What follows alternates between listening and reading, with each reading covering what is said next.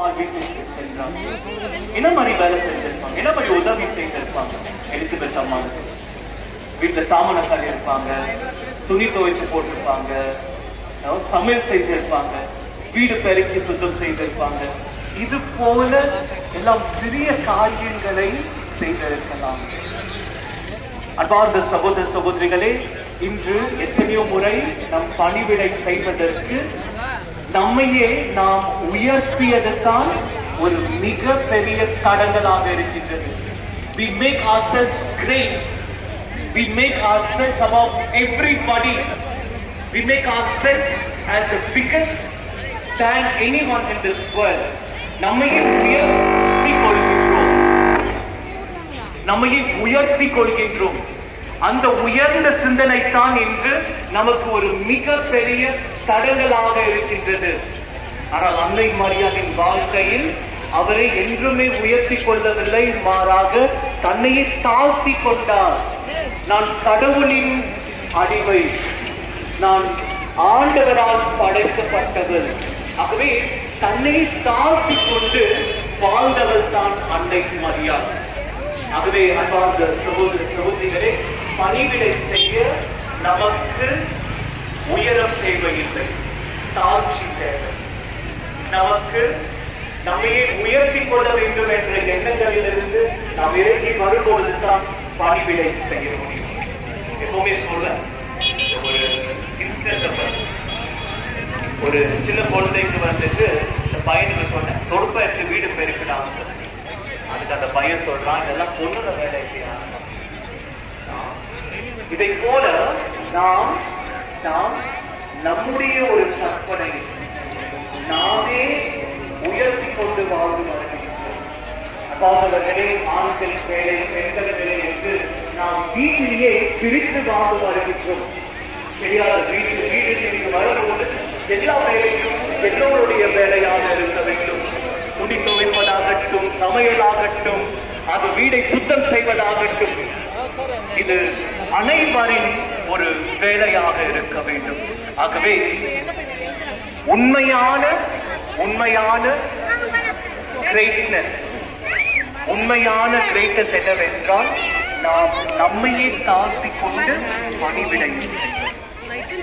நான்காவதாக அன்பார்ந்த சகோதர சகோதரிகளே, பணிவிடை செய்யும் பொழுது வெறும் உதவி மட்டுமல்ல, உறவை வளர்க்க வேண்டும்.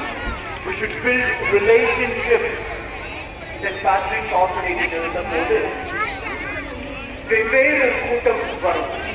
இந்த கூட்டம் வரும்போதெல்லாம் பார்த்து, நான் பிரியாணி ஸ்பான்சர் பண்றேன், நான் வந்துட்டு சாப்பாடு வாங்கி தரேன், நான் துணியை கொடுக்குறேன்னு சொல்லிட்டு இது போல பல உதவிகளை கொண்டு வந்து பிள்ளைகளுக்கு வழங்குவாங்க.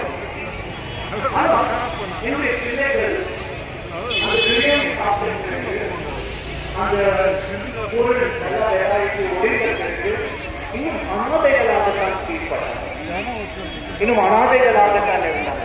ஆனா இந்த வந்த கூட்டம் என்னன்னா, வந்த பிறகு ஏதோ ஒரு பெரிய ஒரு சாதனை செய்தது போல ஸ்டேட்டஸ்ல டிபியில அந்த போட்டோஸ் எல்லாம் போட்டு, நான் இதை பண்ண அது பண்ண சொல்லிட்டு அதை வந்துட்டு அது முடிஞ்சு பல வருஷம் ஆனாலும் இன்னும் அதை தான் சொல்லிட்டு இருக்கும்.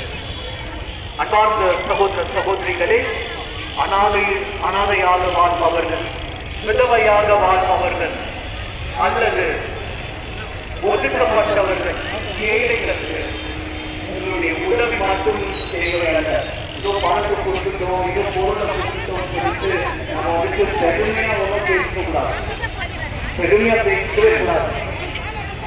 இது வந்து கடவுள் போட்ட பிச்சை. நமக்கிட்ட இருக்கிற பொருளாகட்டும், வேலையாகட்டும், உறவுகளாகட்டும், கடவுள் போட்ட ஒரு பிச்சை. அதை நான் வழங்கும் பொழுது இன்னொருவருக்கு நான் ஆசீர்வாதமாக மாறுகின்றேன். I become a blessing to others. ஆகவே நாம் கொடுப்பதில் என்றுமே பெருமை படக்கூடாது.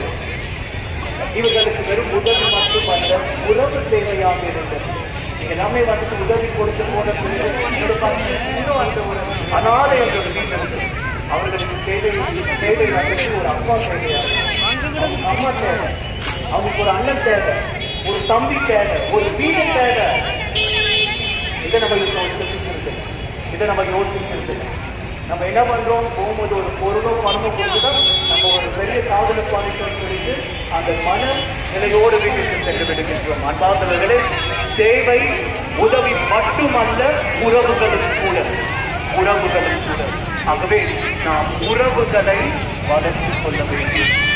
அவர்களுக்கு நாம் தந்தையாக, தாயாக, ஒரு சகோதரனாக, சகோதரிகளாக நாம் மாற வேண்டும். வெறும் உங்களுடைய பிறந்த நாளை யோசிக்காதீங்க. எத்தனை பேர் அவங்களுடைய பிறந்த நாளை ஞாபகம் போய் கொண்டாடுறீங்க? வெறும் கிறிஸ்துமஸ் சொல்வது உங்களுக்கு மட்டும் துணி வாங்கிக்காதீங்க.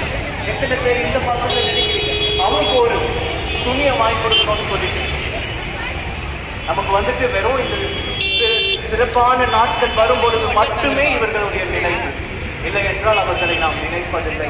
ஆகவே நான் மீண்டும் கூறுகின்றேன், அவர்களுக்கு தேவை உங்களுடைய உதவி மட்டுமல்ல, உறவும் கூட.